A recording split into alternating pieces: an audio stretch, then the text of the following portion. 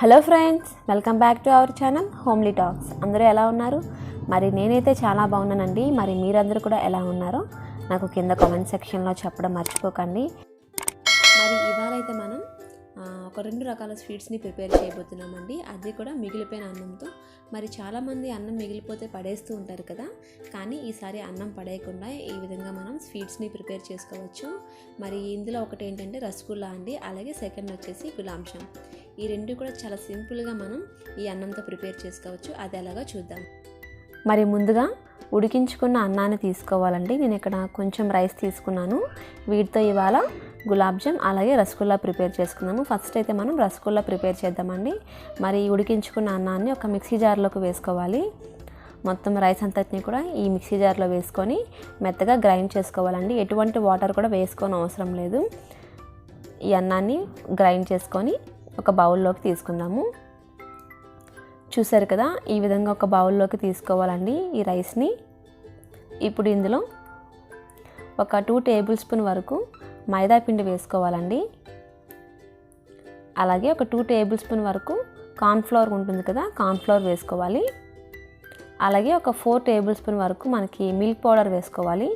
Milk powder అయితే optional అండి, మీ దగ్గర ఉంటే వేసుకోవచ్చు, లేకపోయినా పర్వాలేదు. ఇవన్నీ కూడా వేసుకొని ఇప్పుడు ఈ రైస్ని బాగా కలుపుకోవాలండి. ఎటువంటి వాటర్ కూడా వేసుకోవాల్సిన అవసరం లేదు. మనకి మొత్తం రైస్ అంతా కూడా ఈ పిండిని అబ్జర్వ్ చేసుకుంటుంది. ఈ విధంగా కలుపుకున్న తర్వాత కొంచెం ఫ్లేవర్ కోసం నేను ఇక్కడ ఒక 1 టేబుల్ స్పూన్ వరకు నెయ్యిని యాడ్ చేస్తున్నాను. మీ దగ్గర నెయ్యి కానీ లేకపోతే బటర్ వేసుకోవచ్చు, లేదంటే ఆయిల్ కూడా వేసుకోవచ్చు అండి.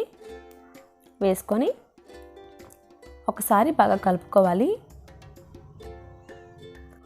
మరి చాలామందికి అయితే ఒక డౌట్ వస్తుంది కదండి, మనం ఇక్కడ రైస్ యూస్ చేస్తున్నాం కదా, మరి రసగుల్లా టేస్ట్ ఎలా వస్తుంది అనుకుంటున్నారు కదండి.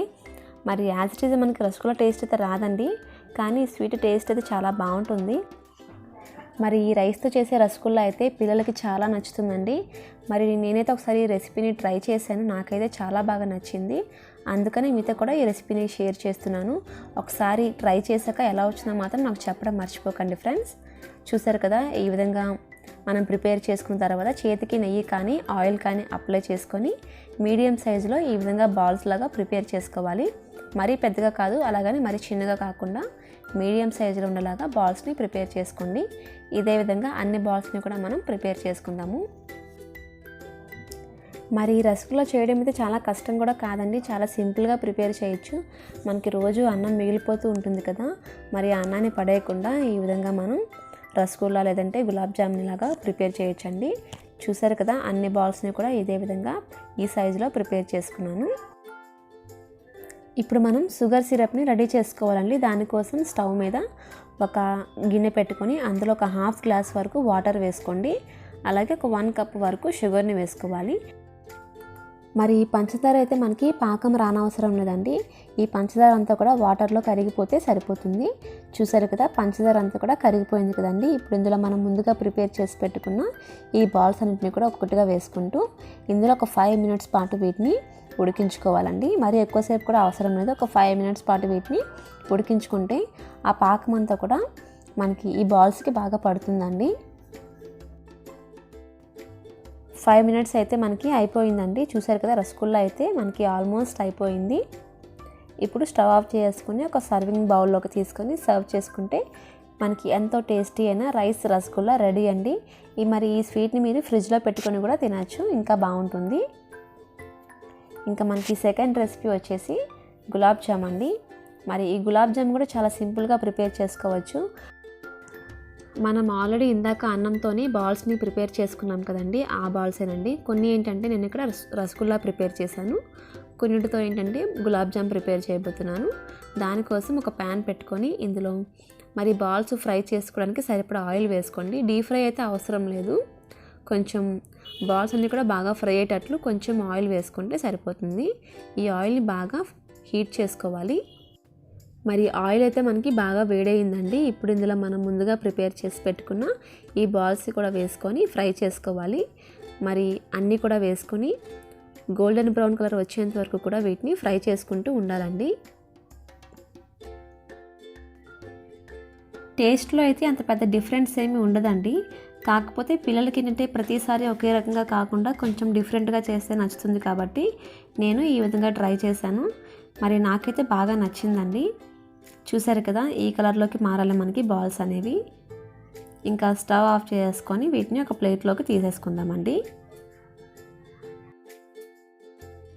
ఇంకా ఈ బాల్స్ అన్నీ కూడా మరి ఒక ప్లేట్లోకి తీసుకున్న తర్వాత వేడిగా ఉన్నప్పుడే మనం పక్కన మరొక స్టవ్ మీద మరి పాకాన్ని రెడీ చేసుకోవాలి. దానికోసం ఏంటంటే స్టవ్ మీద ఒక గిన్నె పెట్టుకొని అందులో ఒక 1/2 కప్ వరకు వాటర్ వేసుకోవాలి. అలాగే ఒక 1/2 కప్ వరకు షుగర్ని వేసుకోండి. ఈ షుగర్ అంతా కూడా మనకి వాటర్లో కరిగిపోవాలి. అలాగే ఇందులో ఒక 1/2 టేబుల్ స్పూన్ వరకు ఇలాచీ పౌడర్ని వేసుకోవాలి ఫ్లేవర్ కోసం. మరి ఆ క్లిప్ అయితే ఇక్కడ మిస్ అయిందండి. నేనైతే ఇలాచీ పౌడర్ని వేసాను ఒక 1/2 టేబుల్ స్పూన్ వరకు. మరి పాకం అయితే రెడీ అయిపోయిందండి. ఇప్పుడు మనం ప్రిపేర్ చేసి పెట్టుకున్న ఈ బాల్స్ అన్నీ కూడా ఇందులో వేసుకొని ఒక 2 అవర్స్ పాటు ఈ విధంగా వదిలేస్తే మనకి గులాబ్ జామ్ అయితే రెడీ అయిపోతుంది. మీరు కావాలనుకుంటే దీన్ని ఫ్రిడ్జ్లో కూడా పెట్టుకోవచ్చండి. చూసారు కదండి, మరి మిగిలిపోయిన అన్నంతో రసగుల్లా అలాగే గులాబ్ జామ్ని ఎలా ప్రిపేర్ చేసుకోవాలి అనేది. ఐ హోప్ ఈ వీడియో మీకు నచ్చిందని అనుకుంటున్నాను ఫ్రెండ్స్. ఈ వీడియో కానీ మీకు నచ్చితే లైక్ చేయండి, అలాగే మీ ఫ్రెండ్స్ అందరికీ కూడా షేర్ చేయండి. మన ఛానల్ కానీ ఫస్ట్ టైం చూస్తున్న వాళ్ళైతే కింద ఉన్న సబ్స్క్రైబ్ బటన్ని ప్రెస్ చేసుకొని పక్కన ఉన్న గంట సింబల్ని కూడా యాక్టివేట్ చేసుకుంటే నేను ఎప్పుడు ఏ వీడియో పెట్టినా సరే మీకు వెంటనే నోటిఫికేషన్లు అనేవి వచ్చేస్తాయి. Thanks for watching my video.